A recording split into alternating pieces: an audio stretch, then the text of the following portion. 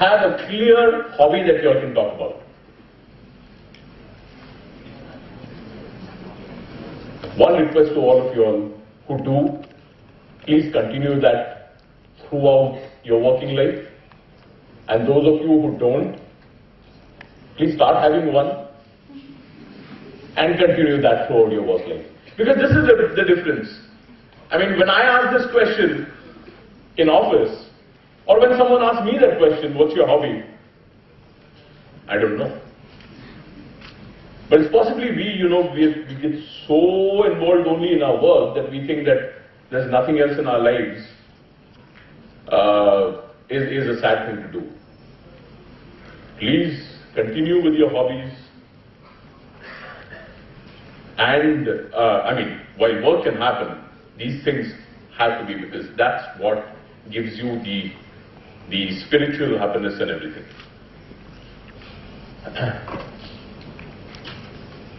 So, I mean, I keep talking about this. Work hard, study hard.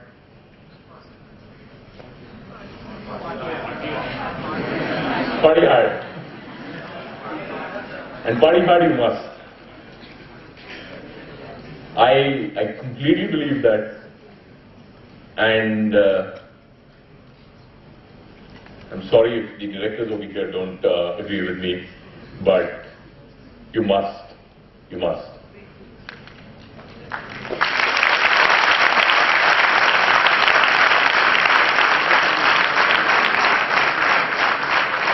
I'm the loudest of God when I said about partying hard. No one clapped when I said about working hard. But those of you who play, I mean, I'm sure there will be quite a few of you all who are involved in some sport, something. But please, I mean, that's another thing which you tend to forget once you get into a working life. And so, I mean, the biggest mantras: work hard, play hard, party hard, and have the whole thing is fun. I mean, when we go out on conferences, and recently I was with the sales and service team at our conference in Ooty. And, sales and service team, they are supposed to be the real bubbly team who's, filled with energy. We were traveling by bus, all of us, even I was in that bus, and from Bangalore to Ooty.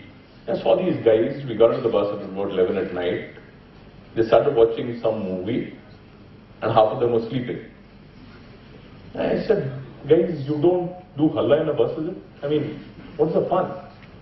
I got back, and I started, start singing some songs, start teasing somebody, start ragging somebody. I mean, ragging not in the, I shouldn't be talking the word, that's a really,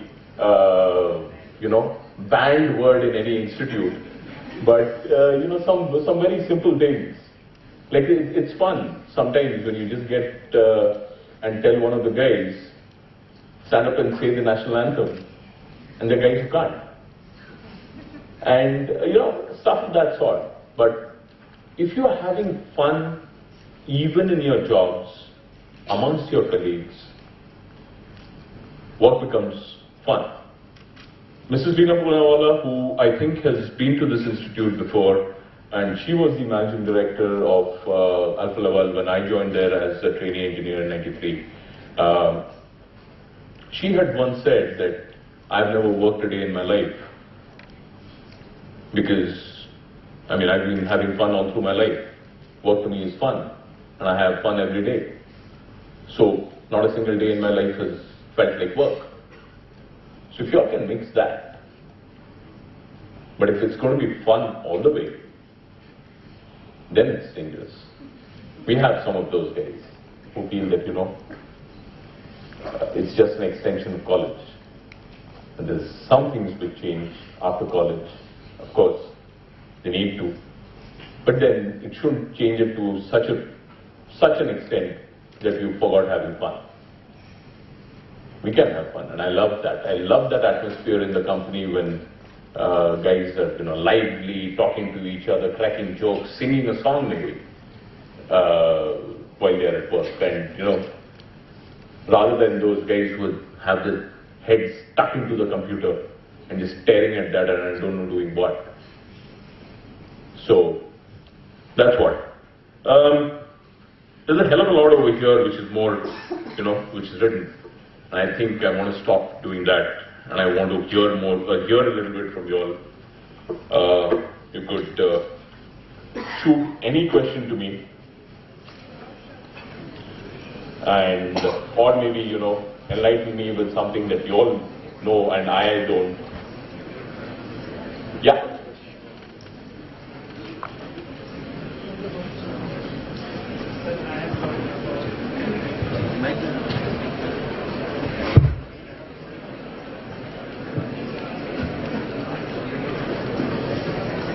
Good evening, sir. Thank you for being here. Sir, I have a question for myself. So, one person has some good knowledge for finance, and everything he is doing in finance, okay? And why company not selected for this person? Because the reason is he is a second division intermediate. And he is a second division is an intermediate, okay, and our other thing is graduation also, and he selected the other person who got intermediate as first division and everything is a first division, okay, and he is not better than this person, okay. Now what is the reason?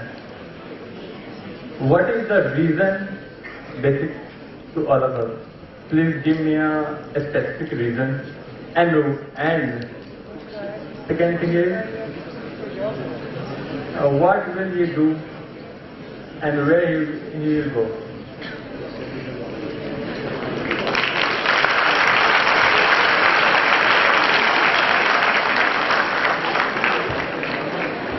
And this comes from the heart, right? Right from the heart.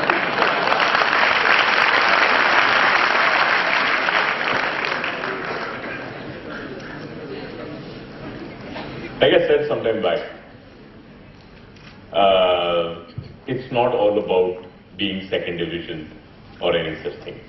You just need the right break and then you've got to prove yourself. Okay? That's one. I've not answered your question yet. Not everybody only selects based on who has got what marks in the 12th standard exam and what in the graduation and or even in the MBA. I, for one,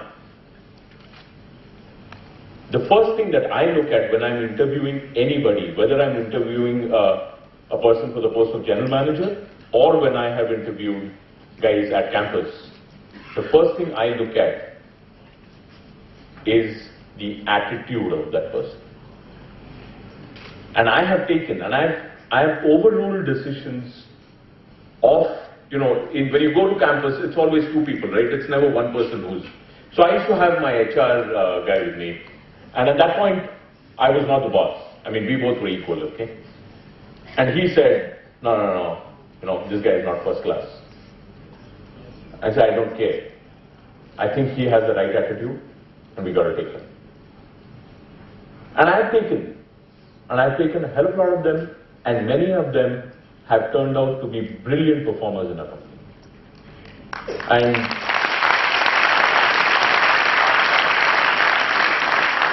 but that's not a license not to do well. That's not a license not to do well. But don't think that just because you haven't done well sometime, that's the end of the world for you. You've got to take the break, and you've got to prove yourself over there. One day there's going to be a turning point in your life. There was a turning point in my life. I mean, this thing of party hard, I'd possibly taken it to a limit when I was doing my engineering. And I really partied hard. One day my dad had a small man-to-man talk with me. And that's when possibly, after that man-to-man talk, I don't want to, divulge in front of everyone what he told me. But, sort of changed. And I got a little more serious about my career and my work. So, and that is, things don't only depend on that. Things don't. Don't worry. If you've got a second division in your graduation, cool, not a problem. That is the problem of other companies. Yeah, so what's going to happen, it's going to be a problem with some company, and you will not get that top paying company job, right? The top paying company job will select guys who are first class throughout their graduation and first class and throughout their MBA and whatever. Fine, you don't take that, but that's not the end of the world, is what I'm trying to tell you. You will possibly get 60% of that starting salary, but it doesn't take time to overtake those guys who've been there. When I passed my engineering, there were guys who got, for us, a dream job at that point of time used to be Tata Motors, because they were the highest pay masters in Pune. And I got into Alfa Laval, which was at that point of time giving a stipend of 3,000 rupees per month, and for the first 1 year when we were graduate engineer trainees, would keep back 1,000 because they said complete your first year of graduation of your training, and then we'll give you 12,000 together. So something like a bond. So fine, I was taking home 1,830 rupees in my first year. In that 1,830 rupees, I went and spent 6 months in our Hyderabad office, where I had to, pay for a room to stay. I had to pay for my food. Here it was fine. 1,800 was fine staying with my dad, because I was growing it up more on beer when dad was paying for everything else. But in that, when I had to live in Hyderabad, I knew what it was. But today, some of my classmates who then joined Tata Motors at double the salary that I was getting, I have overtaken them long time back. It's about what you're doing. It's about how well you do it. Take that risk, go, and don't keep thinking of money. Don't keep thinking of money. Take that out. The more you have it in your head, the more you're going to be miserable. Take that out, concentrate on your work, keep proving that money will come automatic. I say it, nobody believes it. I bet nobody in this room believes it when I say it. It comes automatic. But I believed it in my life. Till today, I've had 21 appraisals in my life. I've never spoken salary in a single appraisal. So, there were times I was badly paid. Today I think I'm decently paid. Comes. Take that out of your head. Yeah. Good evening, sir. Sir, your left side. Sir, your left side. Sir, your left side, sir. Sir, this is Ashish here. Just some time back you said one situation like guy used to complete the work of 8 hours in 4 hours. It may happen that in your team, 2 guys are there, one is completing the work very efficiently, that's why he's doing work fast, and one guy is not doing work purposefully. So, for completing your work, what approach we should follow when we will be the managers? Whether we should give the more work to the efficient person, or we should make that other person who is not working efficiently. What approach we should follow? That's the fun of being a manager. That's the fun of being a manager. You got to do both. You got to do both. You know your best stuff is going to come, and it's going to come in a timely manner from that good guy. But it's a manager's job to help this guy grow. So, like I tell all my managers in the company, that at least 50% of your responsibility is HR. It's about how you are grooming your guys, how you're mentoring your guys, and how you get these guys to improve. So maybe you give jobs which are important but not urgent. Start with that. And give the urgent and important to your best guys. And then important, not urgent to some guys, urgent, not important to some other guys, and keep getting it out, helping them. But you've got to be spending much more of your time with those guys who are not so good, because you always are attracted in spending more time with the guys who are the best. But the other guys who don't need you as much, the guys who need you are the ones who are not that good. You've got to be very conscious about that. Thank you, ma'am. So speaking of mentoring, so you said that one is supposed to, live to work, but not. I hope I'm getting it. Live to work, not work to live. Okay, so I've had a work experience in a bank for like 18 months, and my boss, he always used to say something like, every employee in here is working. So what will be appreciated will be the overwork. That is, if you're going beyond the call of duty. That is what will gain you appreciation, or else, you're on the same path with everybody else. I agree. I don't disagree with what he said, but going beyond the call of duty doesn't mean spending, till midnight in office. And especially being a lady, I want to tell you that I have this firm belief, and I said it in the last town hall in the company, that ladies can pack in much more work in their 9 hours than guys can. And because a lot of my managers in the company come and tell me, I don't want a lady in my team because she's not going to stretch, she's not going to work late, she's going to not come on weekends and things of that sort. I said, but she'll end up delivering much more in those 9 hours than other guys will. So it's not about, yes, even I spoke about going beyond what is only, that stuff which is assigned to you. And that gets appreciated. But that doesn't mean, you spend all your time over there. You got to stop thinking of, this is not my job. That's what the thing is. Go beyond and do some more. So you also mentioned, if I'm not wrong, you said your initial, that is when you started working, you were like in the sales profile for almost 6 years, right? More than that.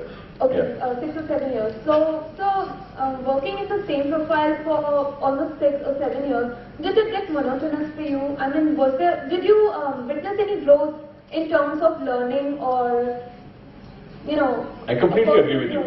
Completely agree with you that if you're doing the same job, for a very long time, it gets monotonous and then you need to move. Fortunately for me, every time I reached that stage, I got something else. Let's say, when I started in sales in Raj, I started from Pune office in the Western region. I did about a year and a half of that. I was moved from here to Indore, where I was at 25 years of age, the resident manager over there, running an office independently. When, Madhya Pradesh as a territory started getting boring, I was moved to Baroda.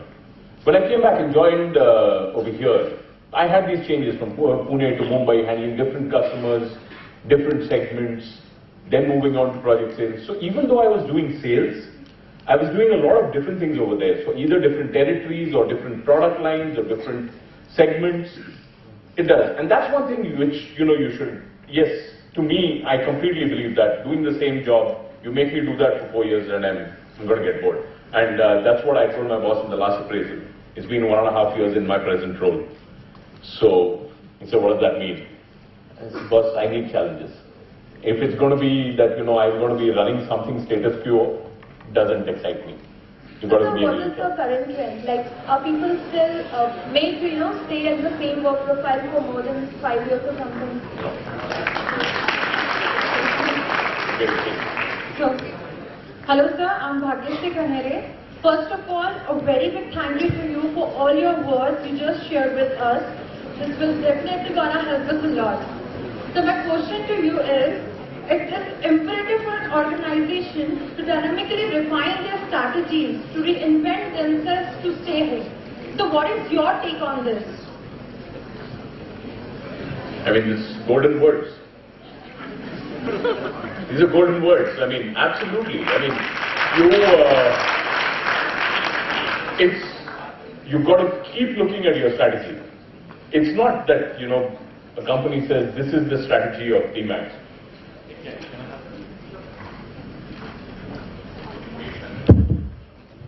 Yeah. So it's absolutely, I mean, you've got to keep re-looking at your strategy at regular intervals. And today it's become so dynamic, you can't even say that this is the strategy for the whole year. Markets are dynamic, competition is dynamic. You've got to keep re-looking at your strategy and building up on new things. I absolutely agree with what you said. Thank you, sir. Sir, my name is Parth. Sir, you said that money is not everything. If a person is offering you a Nano and the other person, if a other person is offering you a BMW, so what you will choose? Why should anyone offer me anything? It's about what I can buy. No, sir, it's about the money. I don't want a Nano or a BMW for anyone. If I can afford a Nano, that's what I deserve. I will buy a Nano. But BMW is also coming with a worth, no? So money is what you said. That money it doesn't value. So there is worth for Money has a hell of a lot of value. But money has a hell of a lot of value. But I'm saying, don't run after it like that's the only thing in the world. But if you want everything, sir, certain level. Money means a lot, man. Money means a lot. Yes, it does. Yes, it does. And maybe the reason why I wasn't as lucky as you to be sitting over here and starting an MBA immediately after my engineering was money. Maybe, you know, I couldn't, or my family couldn't afford it at that point of time, and that's why I took up the job. It is affordable. But then if I would have thought that's the end of the world for me, I could do this and solve. It wouldn't have brought me anywhere. Cool. Keep concentrating on what you're doing and concentrating on what you can buy, not what someone can give you.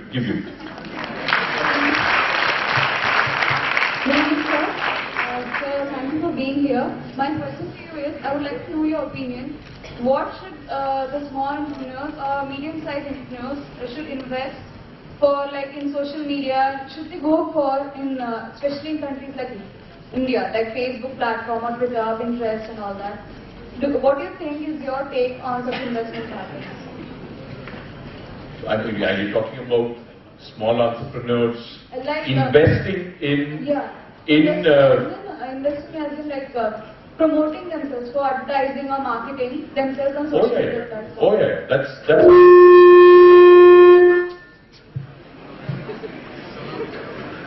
that's pretty much the order of the day now. So promoting yourself on Facebook, on LinkedIn, on Twitter, things of that sort is very much the order of the day and is very popular, gaining popularity. We ourselves, Demarg, we have a LinkedIn page, we have a Facebook account, and we keep it. You know, even I look at it every now and then to see, you know, what is being uploaded. So even the same is for publishing, like especially the hardbound publishing, not the soft ones like ebooks, the hard copies and art consultation and art management. Do you think the same pattern is applicable? Pretty much. Today, I mean, it's all about how you're being able to promote yourself. And of course, newer and newer things keep coming. But today, if you're not there, your absence is sometimes felt more on these things. So, yeah, it's pretty much any industry, anything. Thank you, sir. Good evening, sir. Yeah. So my name is Sunil Sharma. So my question is, there is a thumb rule in the corporate sector that boss is a boss and boss is always right. But if boss asks you to do wrong thing, then what should the employee do?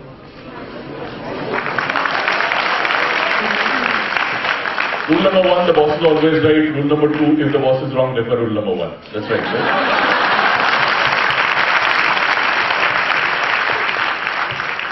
What do you mean by wrong thing? If your boss is telling you to do something which is unethical,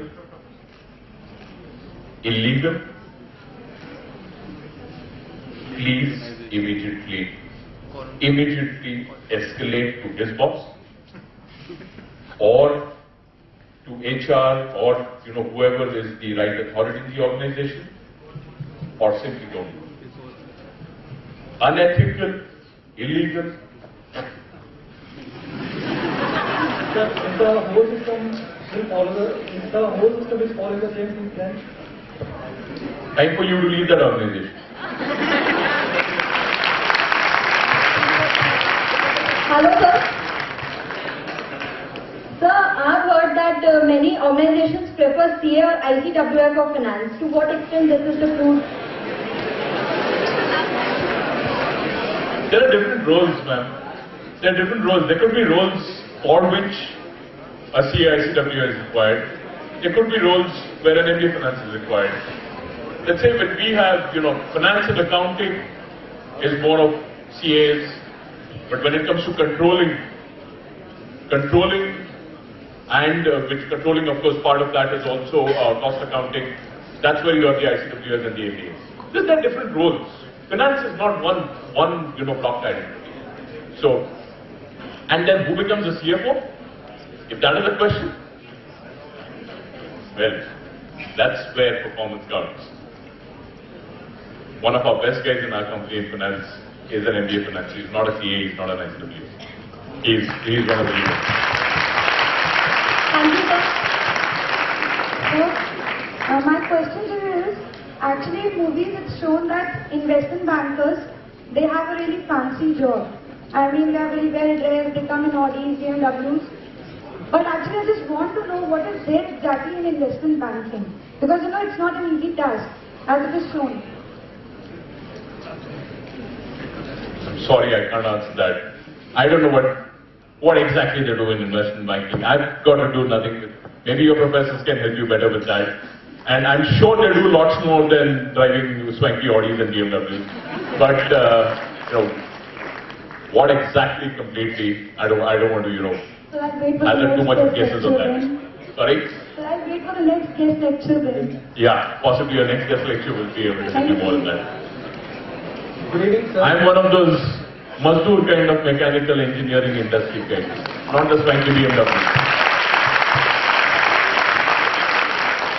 Good evening, sir. Good evening. My question is to you is, do you live a realistic life or a positive attitude life? Is there a difference between the two? Yes, sir, there is. Okay. A realistic life can make you fearful. Like, if you're living a realistic life, you know all the reality and all your weakness, and that can make you fearful. Like, I cannot do this, I cannot do that. But if you have a positive attitude, you can obviously think of something else and think of your. I mean, I've never thought of it that way, but I think I live a mix of both. I mean, I'm glued on to reality. I know my strengths and weaknesses, but I don't say something is impossible so easily. It's not that I can't do something. I mean, I have possibly done things which, people of only my education background have not done. So it's not impossible, but I know my strengths and weaknesses. I won't go to do investment banking. I know. Even if someone gives me a job, I'm going to be a failure. But yeah, you've got to be always live a life of mix of both. You've got to be glued to reality and be positive. So what was your weirdest moment during your sales? Sorry, what was my? Weirdest moment. Weirdest moment? During your sales experience. Okay, I don't know whether it was weird, but for those of you all who, want to ever have a career in sales and marketing, there was one thing which I had learned in my career, which really shaped up me as a salesperson, was,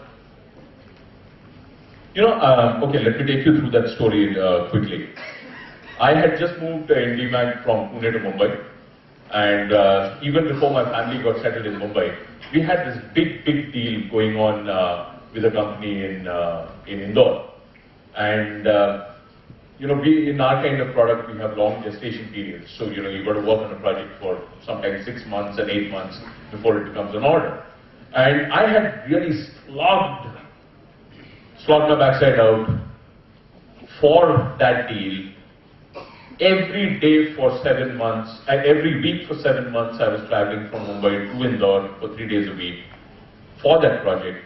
And when that project came for finalization, we were sitting across the table with the who's who of that company, me, my immediate boss, and the head of sales. We were negotiating, and the customer threw a price at us, saying that this is your take it or leave it price. And what my boss did, the head of sales, and that time we didn't have laptops, we used to have diaries, shut his diary, stood up, said, "Thank you, sir. we would have loved to do business, but all the best for your project. We remain good friends. And we walked out from there. We went, I was like that young sales guy, sat in the car, my jaw was close to my knees. I said, boom, man. My target for the whole year is finished, no incentive, and I had like almost taken a risk with my married life for this job. And it's all over. My boss said, why are you sulking?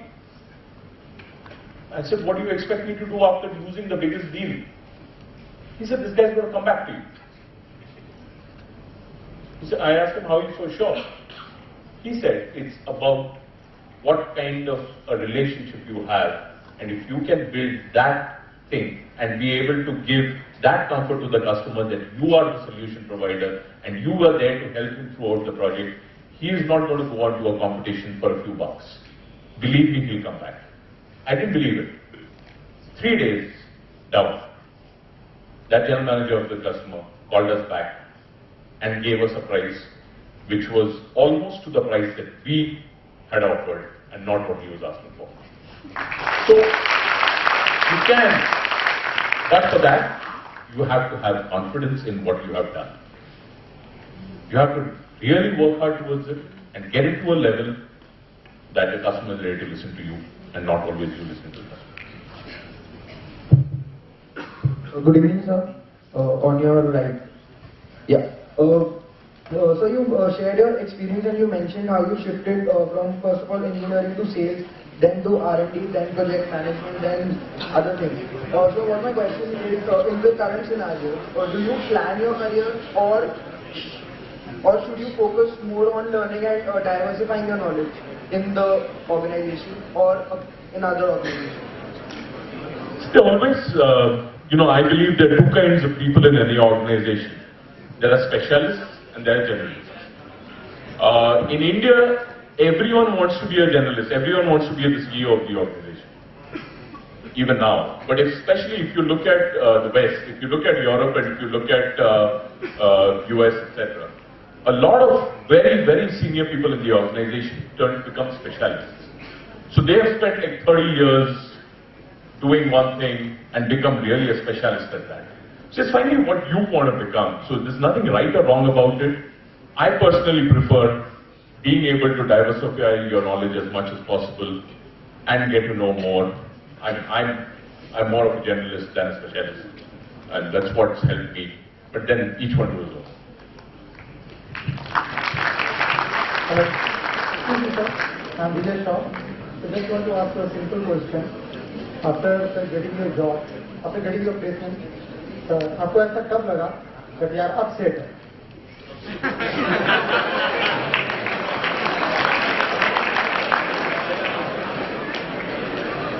यार अभी भी set नहीं।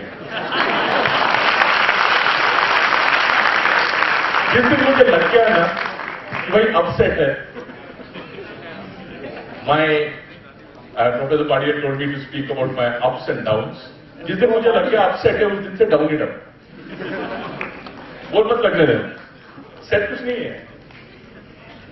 आज के तारीख में नौकरी set नहीं होता है। I told you, perform or perish. It's no matter which level you are and where, if you don't perform, you're not there. The moment you become complacent, upset है। पर जिस दिन मेरी करंट वाइफ देन गर्लफ्रेंड ने मुझे हाँ कहा था, उस दिन लगा था अब सेट है।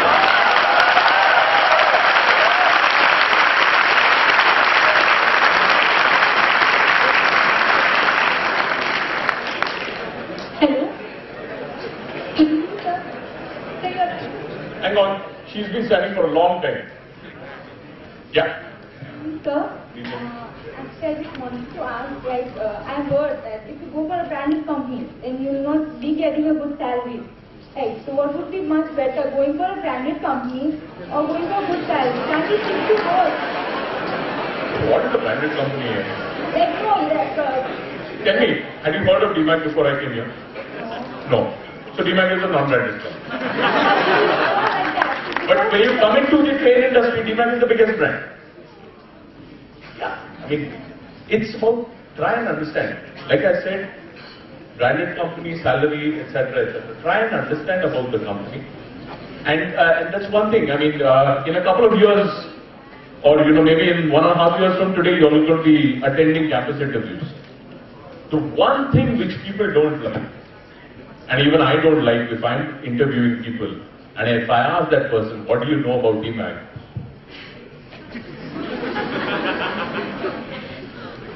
Please, today everything is available on your fingertips, on your phone. You can Google anything. Please, when you go in for an interview in an organization, study about it. Study about what that organization is, what does it do. Today you can find out everything. Yeah, but that would be on the placement time, right? But now, like obviously when you go for placement, to be very frank, everyone needs money today. Yeah. And if I'm investing so much, if I need a return on that. Yeah. But, see, it's about, look at the longevity. Just for money, you take up a job in a company that you don't like, or you don't like that job. But still, you're taking it only because it pays you high money. And 6 months down the line, you get so frustrated in that job, then you give it up.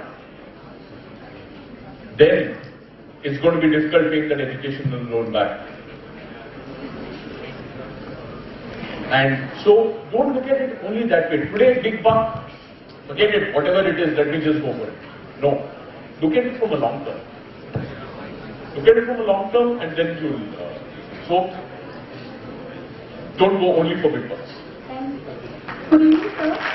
My question to you is, sir, what are the parameters or things that you consider while hiring any student for HR position besides attitude?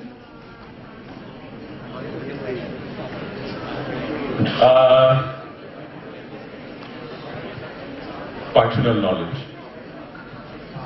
Functional knowledge which not only means how high marks you've got.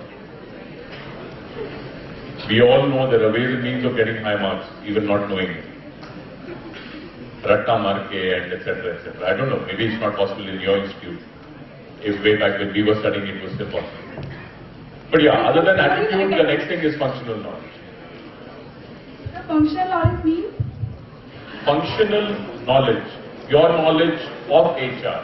If you are looking at HR or industrial relations or labor laws, if you are looking for a job in IR, you better be knowing labor laws. So means basic knowledge should be clear.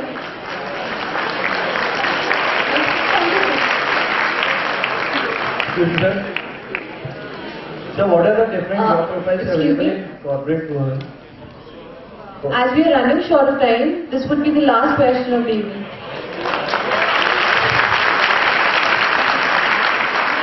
So what are the different job profiles available in corporate world for PGDM finance students? Like selling of financial goods and what else? Pretty much everything, yeah. I mean, for PGDM, almost every role. So, sales and marketing, and back-end sales support jobs for all sales and marketing, management graduates, finance and everything. There's operations available, pretty much everything. As you just mentioned that you have to maintain that cost accounting and all. Yeah. Finance students are expected to do that, and ICWA students are expected to maintain that financial reports. So what's the difference like? See, difference between finance and accounting and controlling. Controlling is about, or what an ICWA does is more about, costing part of what you're doing. So how are you costing it? What is the cost structure in terms of what is material cost or what is the variable cost, what are the conversion costs and all that. It's that. Accounting is keeping books. Accounting is keeping financial books. That's very different. While this is the other side of finance where you're talking about cost and controls. Controlling, MIS, reporting, preparing the P&L, balance sheets, etc. Right? The other is about basic accounting, following the right accounting procedures, doing the right way of accounting. Of course, all of them build up to the final P&L and balance sheet.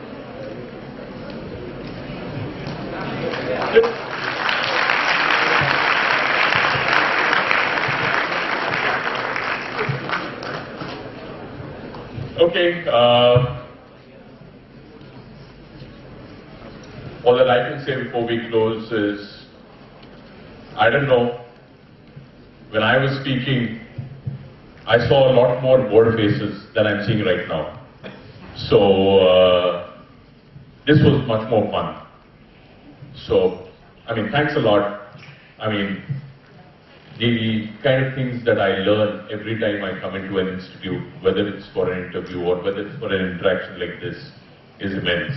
I love to spend time with all of you all because, you know, your thought processes are so far ahead. I mean, many things that you all can think of and you all can ask, which is, you know, beyond what I would have thought of asking someone when I was your age.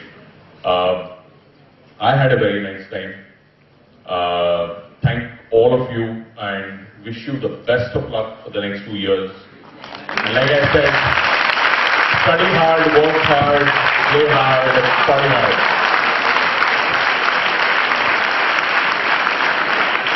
Thank you, sir. Thank you, sir, for sharing with us your journey and how respect needs to be commanded and not demanded. Your insights about thinking beyond key result areas, how a challenging responsibility is the sole thing which matters, how one should work to live and not live to work, and about always keeping your feet on the ground are learnings that will surely help our future student managers present here. Thank you, sir, for reiterating the importance of holding on to a hobby. How money follows good work and not vice versa. And how one should not stop having fun even if it is the workplace. It has indeed been a very interactive session. May I now request Dr. Suresh Chandrapadi, Director, Academics and BIIB, to present our chief guest with a memento.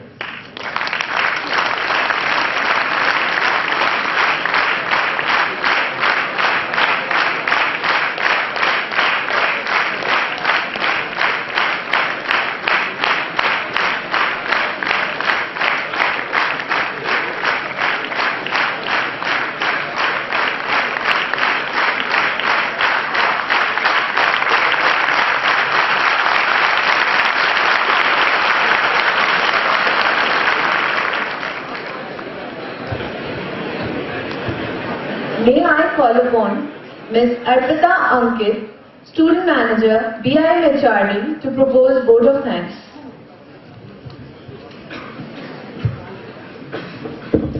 Thank you, Samita.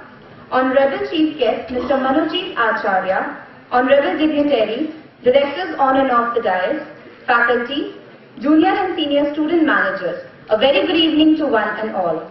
On behalf of Sri Balaji Society, I, Arpita Ankit, Student Manager, BITM HRD, deem it a great honor and privilege to stand before you to deliver the vote of thanks.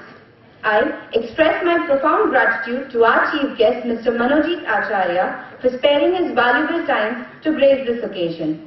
Sir, we are enlightened with your words of wisdom. It has been an entirely thought-provoking session. We have gained a lot from you, sir, and it falls me to thank you once again for the presence this evening. We look forward to many more interactions with you on and off the campus. Thank you.